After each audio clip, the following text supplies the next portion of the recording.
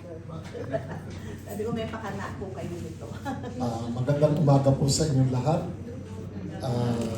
Labis akong nagagalak sa ating pagtitipon ngayon after so many months of meeting together bilang isang ministry ay nagkaroon tayo ng ganitong public forum para sa ating cultural heritage dito sa Cavite. Alam niyo po, just to give you the history of this ministry, since 1990s, nung magsimula po yung national gathering ng church cultural heritage, wala po tayo laging representative. Ako ho, dumadalo, lagi kong ginagamit ang Diocese of Imus. Pero actually, hindi ako pinapadala kung saan akong dumadalo. Kaya expenses ko rin yun. Kasi parang walang interest yung ating diocese sa cultural heritage.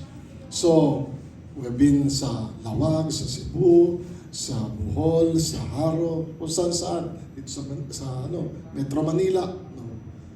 Pag tinatawag yung Diocese of Imus, ako lang tumatayo. Kasi ako lang yung nakaregister. No? So I've been dreaming of one day, magkaroon sana talaga ng isang grupo. Kasi sa Cebu, very active ang cultural heritage dyan. Yung church cultural heritage. Sa Pampanga, very active sila.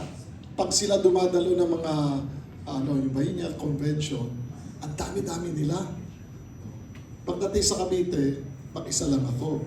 Tapos lagi tatanong sa akin, ano na ang development ng cultural heritage niya? Sasagot ko lang, okay lang. Meron na ba kayong museum? On the making. Lagi on the making, pero actually wala. Kasi for the past more than 20 years, no? Laging sinasabi sa akin magkakaroon tayo ng museum. Nung nire-renovate itong Bishop's House, maglalagay tayo dyan ng museum. Nung na-renovate na, sorry, walang space. Nung ginawa yung seminaryo doon sa OLP, maglalagay tayo dyan ng museum. Wala rin. Hanggang sa ngayon, wala tayong museum. While other dioceses have their own museums. Part yan ng cultural heritage. Ngayon, ba't ako nagkaroon ng interest dito? Kasi ang Cavite, very rich sa history, very rich sa cultural heritage, tangible and intangible heritage. Pagdating sa intangible heritage, andyan yung altares ng silang, yung karakol ng Rosario, yung Flores de Mayo ng Naik, yung may tinis ng Kawit. No? These are intangible heritage that we have. At hindi ko alam yun sa ibang lugar pa, pero at least yan yung mas kilala. Kaya lang, yung sana ma-preserve. Pero alam natin lahat, unti-unti, nagdi-disintegrate na yan. Ang Flores de Mayo ng Naik, wala na, iba na ang anyo ngayon, hindi na ganun kasigla. Ang may tinis ng Kawit, hindi na rin ganun kasigla kasi hindi na kayang i-finance yata yung carbo ng mga nakaraang taon. So, bahagi ng cultural heritage natin. Pagdating sa mga gamit ng simbahan, ang daming gamit ng simbahan sa buong Cavite ang nawala. Either nanakaw, pinamigay, or nasira lang ng gayon na lamang. I remember when I was in Silang, gaganda naman kandelabra doon. Gusto ko dukutin.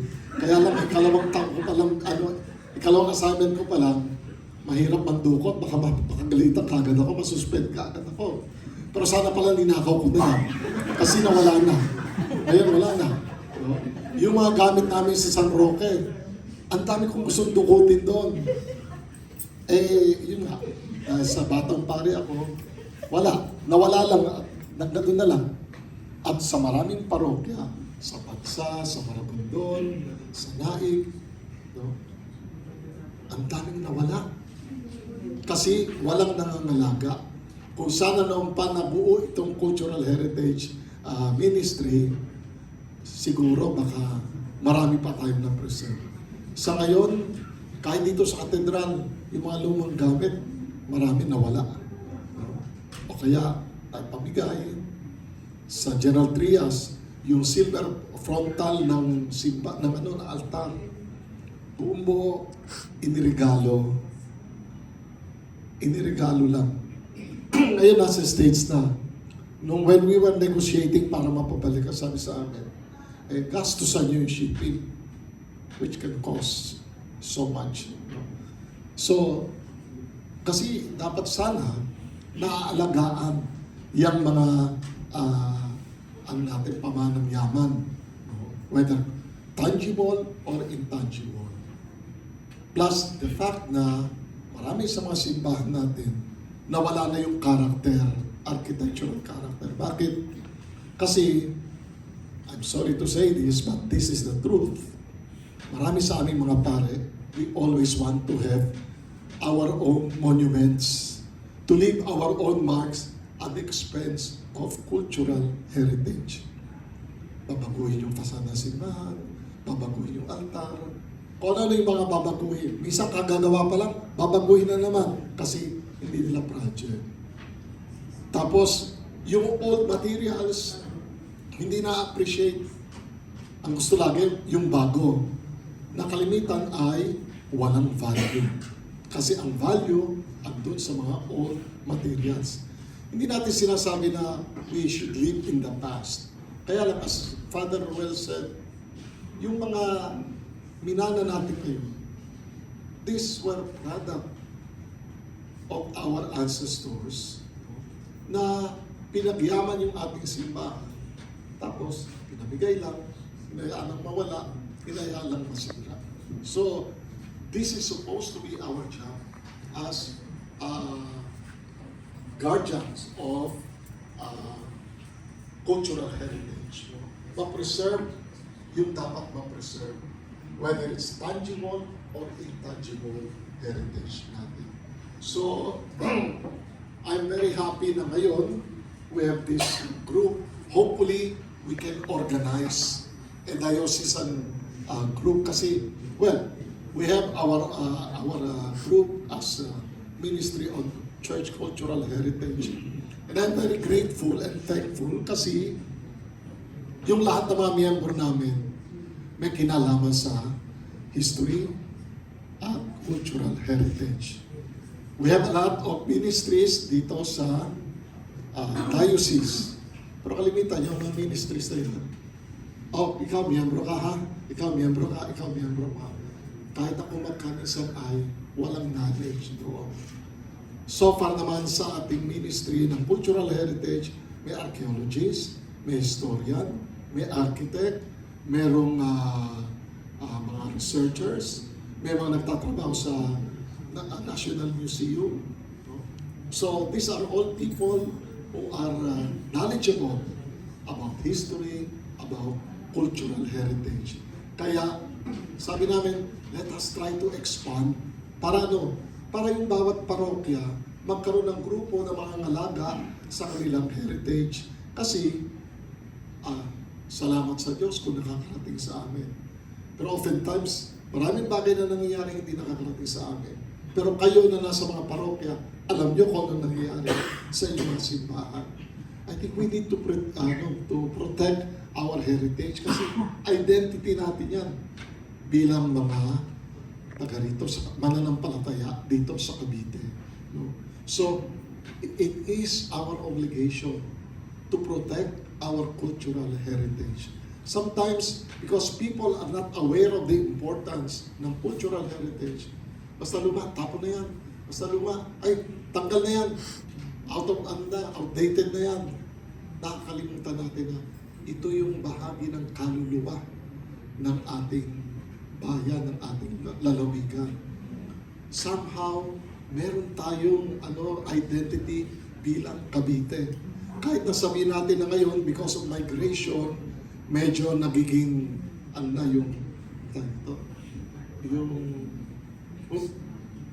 sa sobrang dami ng mga nagmamigrate, unless we initiate them sa ating culture, baka mawala yung Caviteño culture. Kasi Hindi na nila alam eh.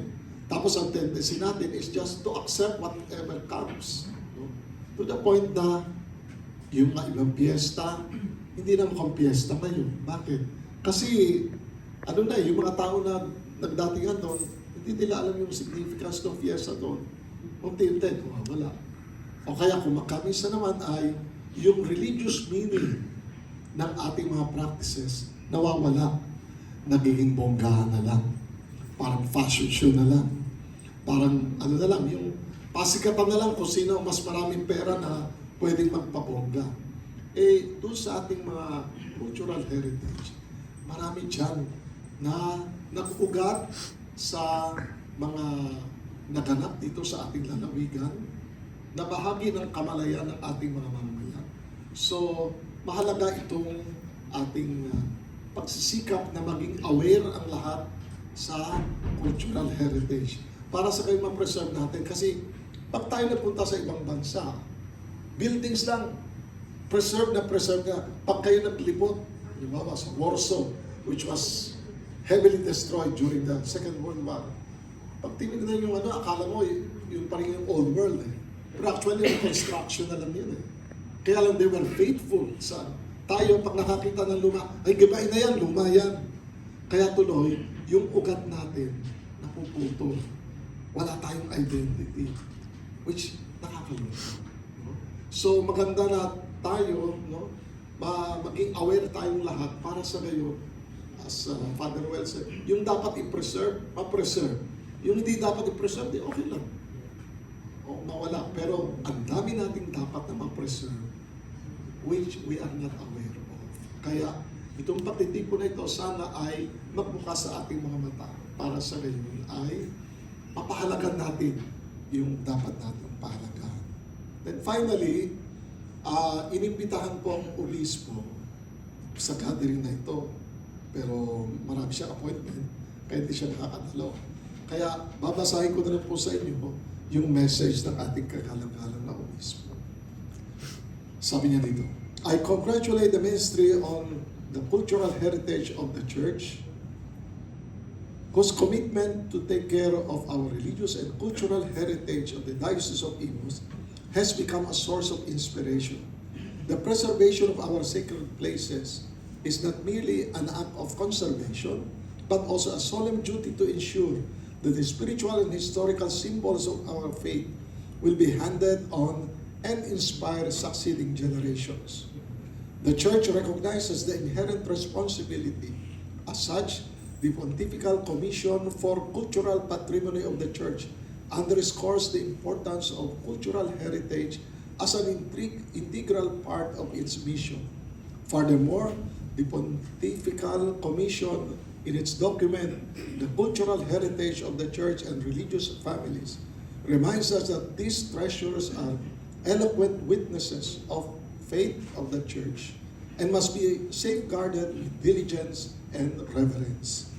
With this in mind, the conference entitled Pananampalataya, Masterclass on Religious Cultural Heritage on May 24, 2025 at Bishop Artemio Casas Hall, the Bishop's House, Imus Cathedral Compound, City of Imus, seeks to deepen our understanding and foster best practices in preservation of our religious and cultural heritage and reaffirm our shared commitment and mission. May the Lord always increase in us the grace of faith and charity. Sincerely in Christ, signed, Reynaldo G. Evangelista, D.D., Bishop of Imus. So, yan ang kanyang message sa atin.